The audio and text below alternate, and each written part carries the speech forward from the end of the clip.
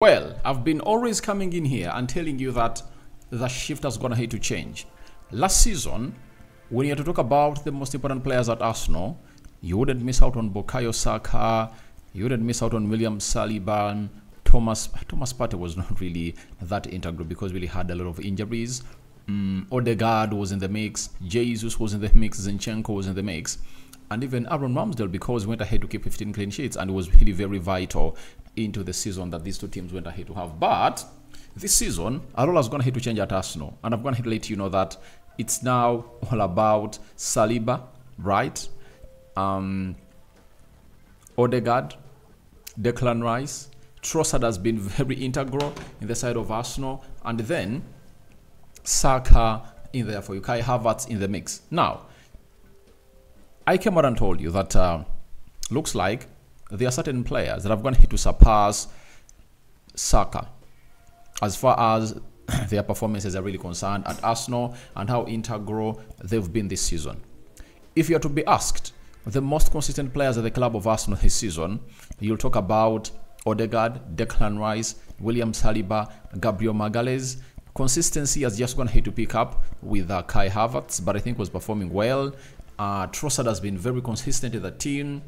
Benjamin White has. You get? Now, the Premier League has gone ahead to come out and nominate players that are going to be put up for voting on who is going to be named the Premier League player of the season. And I think it has never been this hard to choose out the best player of the season, because very many teams have gone ahead obviously put in a very huge performance. And for the very first time in the league, we might find out that this accolade might go to a person who hasn't gone ahead to win the league. And it shows you that they've even taken this long without really announcing who the nominees are. It shows you how tense it has been when they're really coming up with this list. So Rice, Odegaard has gone ahead to be nominated, and very many others to really face it off into this season player of the season of 2023-2024. Welcome to the Rokani Media Football. How are you guys, and where are you watching us from? This is the Football News Show, and we're here to break down all these players that are going to be nominated by the Premier League and as to why they are worth or not. I've gone ahead to see Arsenal people really complain about Bukayo Saka not being in this list, but guys, let's be very realistic onto this list. I'm going to show you, and I'm going to tell you why maybe a Saka went ahead to miss out on this list, you know, and you have all the reasons to obviously make to see to it that you defend it. But if he made it to this list, I wouldn't have gone ahead to come out and really slam him out, you get? But I think when you look at the performance of these players, they are really integral. All the players that have gone ahead to be put up ahead of him as forwards have gone ahead to play better than him, you get? And that's why it's going to have to be nominated alongside Carl Palmer. Is it Carl Palmer, right? In there for you. Now, the list has Foden, Halaand, Ishak, Odegaard, Carl Palmer, Declan Rice, Virgil van Dijk, and Oli Watkins. That's what the list is holding right about now here onto the Rokani Media Football. Now, we thank God for the gift of life, the Muslims, Barakallahu Fikum, and may the living to God bless you abundantly. So, at the look of things, I tell you, at the look of things right now, nothing is really going to stop these people from obviously aiming high to obviously get anyone. But if you're to talk about who is going to win, I think Virgil van Dijk, Carl Palmer, Ishak, and Watkins are really out. They're really out. They're really out because their teams are nowhere near the trophy. Because for Liverpool, they went ahead to down tools in a very bad way. And that's why I think they don't deserve. Because the only two teams right now that can win the league is Man City and the side of Arsenal. Unless otherwise, City drops points at the same point, at the same time, and this other side also drops points. But I don't see Arsenal and City dropping points at the same time to really give way to Liverpool to taking the trophy. So, Ishak, Carl Palmer, Virgil van Dijk, Oli Watkins. Amidst them having a very good season, you know, they're nowhere near. They're nowhere near getting into the side where we are talking about, like competing. So that means Declan Rice, Odegaard, Foden, and this other guy, Foden and Halaand are the ones that are obviously supposed to go into the mix and obviously be voted on as the player of the season for the Premier League. Let's start with Martin Odegaard. Odegaard has gone here to play 37 Premier League games. He's left with 2 to go, meaning that he's going to miss out on 2 only. 8 goals and 8 assists. And if you are this kind of person who only looks at the goals and stats like that, these stats, you know, you'll obviously say, how come Odegaard is on this list? But if you're going to hate to watch what Odegaard has gone ahead to do this season, you will agree with us that he deserves that nod as a player. He has done a lot. He has put in a lot of effort, and the shift has been really very effortful. He's the captain. He's young at that age. He has lifted Arsenal this season, and he has 16 goals, that like a goal involvement of 16. And that is really huge for the side of this man. And I tell you what, he deserves to be on the list. Even last season, he was there, and what really failed him from winning it, it's because Arsenal never went ahead to obviously win the league. That is it.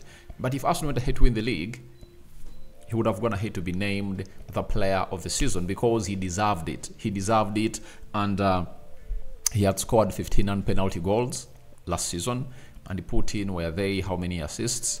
And he had 7 assists.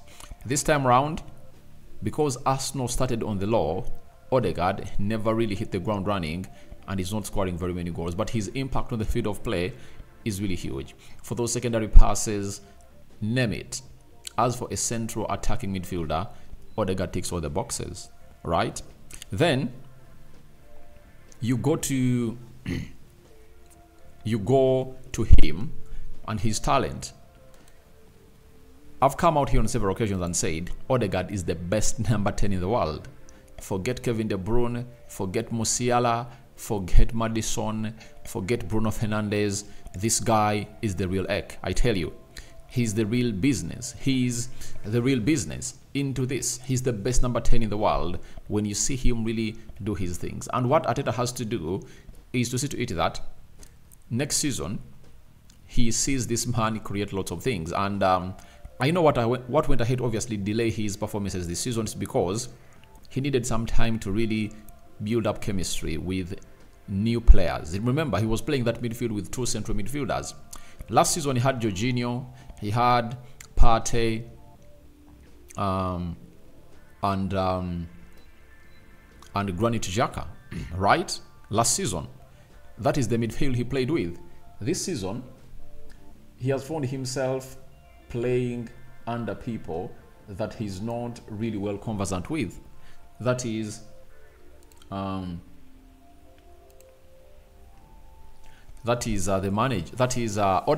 Declan Rice was a novice in that midfield, and Kai Havertz was a novice in that midfield, and that really made it hard for him to obviously come in and really compete at a certain level where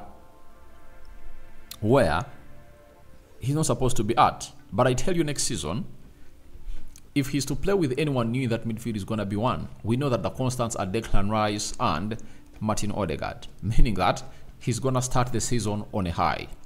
That's why you saw to it that when he really found himself in a position of really getting used to Kai Havertz and Declan Rice, his performances went ahead obviously improve a lot.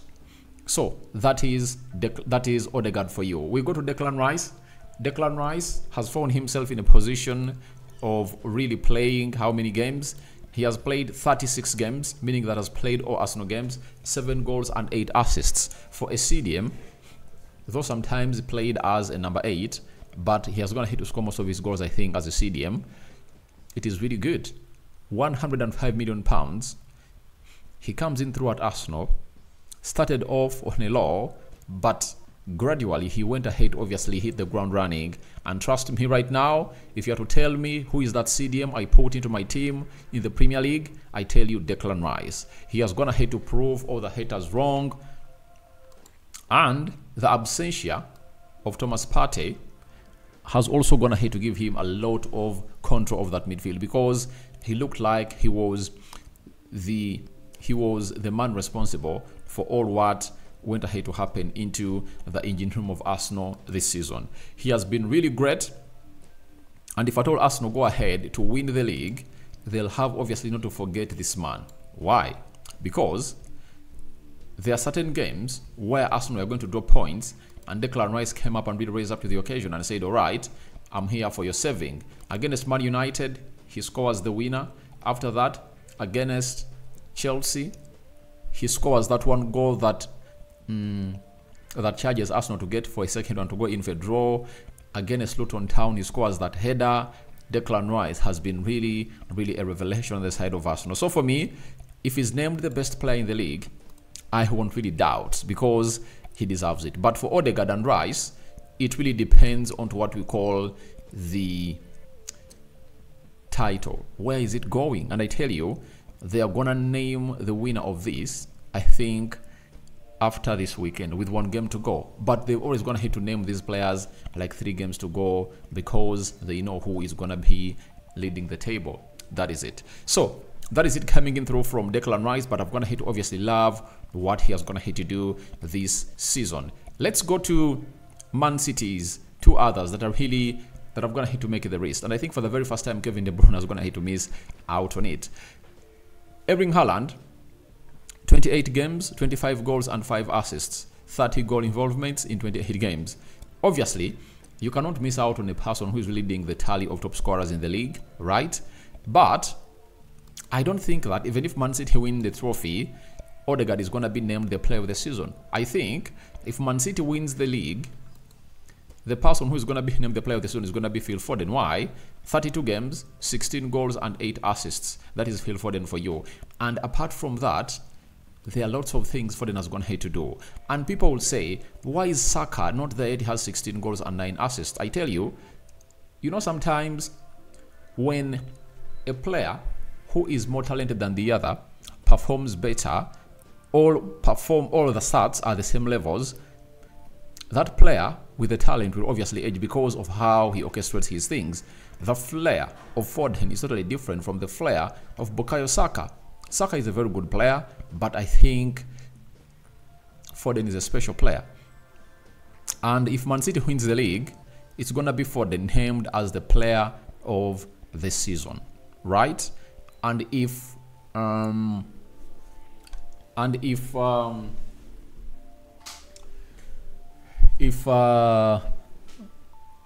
Arsenal wins the league, I tell you, it's gonna be Declan Rice. That is it. It's gonna be Declan Rice. So for me, it's either Declan Rice or Phil Foden that is gonna come out to be named as the player of the season. For Carl Palmer, he has all the reason to obviously be on this list. Carl Palmer has come out this season and played under a very shambolic side. 30 games, 21 goals and 9 assists. That is Carl Palmer for you. Very, very good player, and he plays with style. He plays with that aura. He plays with that flamboyancy. He's just a joy to watch, guys. He keeps me on the edge of my seat every time I really watch him, because you don't know exactly what he's going to be really playing in there for you. So when we go to Alexander Isak, he has also represented again, and this season he has played 27 games, 20 goals and 1 assist. I think that's why Arsenal are really looking at him. When we go to Watkins, he's another one that has gonna hit obviously come up and really put up a very wonderful performance, and 35 games, 19 goals and 12 assists. This is really immense. And if you're asked why his side is where it is right now, you very much know. Virgil van Dijk, obviously, it's very ashamed that Salah has not been on this list. It's not ashamed to the people that are going to have to make this list. It's ashamed to Salah, because however much Salah is going to have to score, is it 16 goals, 17 in the league, he's not that Salah that you know. And that's why they're going to hit obviously go in for Virgil van Dijk, though he also has his own reservations, because if they wanted to put on a defender who is in the 3 teams that are really doing the needful, I think it will either have been Saliba or Gabriel Magalhaes, to me.